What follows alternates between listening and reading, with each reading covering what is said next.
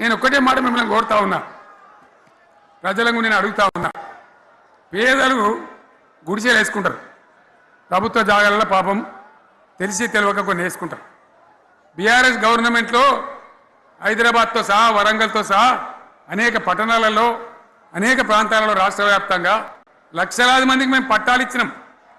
బుల్డోజర్లు పెట్టి జేసీబీలు పెట్టి మేము చెరువులలో పూడికెళ్ళి తీస్తే వీళ్ళేమో హైడ్రా అని మన బొందా అని పెట్టి పేదల ఇండ్లు కూడా కొడతా ఉన్నారు. ఆనాడు చెరువు పూడికెళ్ళి తీసిన బుల్డోజర్లు ఇలా పేదల ఇండ్లు కూడా కొడతా ఉన్నాయి. ఇవన్నీ మనం చూస్తూ ఉన్నాం. చూసి మౌనంగా ఉందామా, కొట్లాడదామా, ఏం చేద్దాం అనేది మనం ఆలోచించే సమయం వచ్చింది. దేశాన్ని నంబర్ 1 స్థాయిలో నిలబెడితే ఇవాళ 14వ స్థాయికి 15వ స్థాయికి తీసుకొని పోయినారు.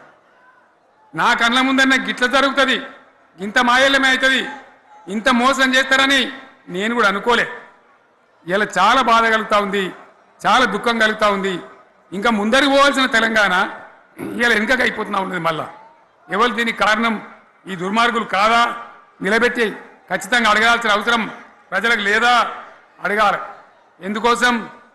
టైం ఇవ్వాలని మేము కూడా టైం ఇచ్చినాం. ఏమంటారు? మీకేసినట్టు మాకేసినరా ఓట్లు, మాకు ఏడాదైనా టైం ఇయ్యరా, ఏడాది అర్థమైన టైం ఇయ్యరా, మీకు కన్నేరురా అని అంటారు. కాబట్టి నేను నోరు తెరవలే, బయటికి రాలే. కృష్ణా జలాల మీద గడబడి జరిగితే ఒక్కసారి అక్కడ నాయకులు తీరికపోతే నల్లగొండలో పోయి ఒక గర్జన చేసి వచ్చినా కానీ నేను ఎక్కడ బయటికి రాలే, మాట్లాడలే. కానీ ఏడాది అర్థం అయిపోయింది, ఇంకేం పాడైంది? పువ్వు పుట్టంగానే పరిమళిస్తుంది అన్నట్టు ప్రభుత్వం కథ తెలియదా? ఇంకేమున్నా వీళ్ళకి టైం ఎక్కడిది? వీళ్ళు ఏం చేస్తారు? చివరి 6 నెలలు అయితే ఎలక్షన్ అయినాయి. వీనికి ఉన్న టైమే 2.5 ఏళ్ళు. ఈ 2.5 ఏళ్ళలో వీళ్ళు చేస్తారు, మనం బతికి ముందర పడతామా? అందుకోసం ప్రజానీకం, మేధావులు, తెలంగాణ ప్రజలు దయచేసి అందరూ ఆలోచన చేయాలి. ప్రతి వాళ్ళు కూడా ఆలోచన చేసి దీనికి పరిష్కారం ఏందో కనుక్కోవాలి. మేధావితో పనిచేయాలి, ఆవేశంతో కాదు.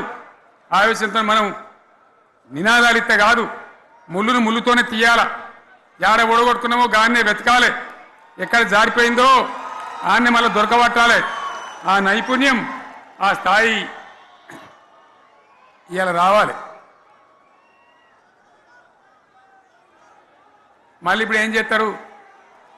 మాట్లాడితే బీఆర్ఎస్ మీద బదనం, ఇక వశమైతే లేదు రాని భూములు అమ్మకానికి పెడతామంటు.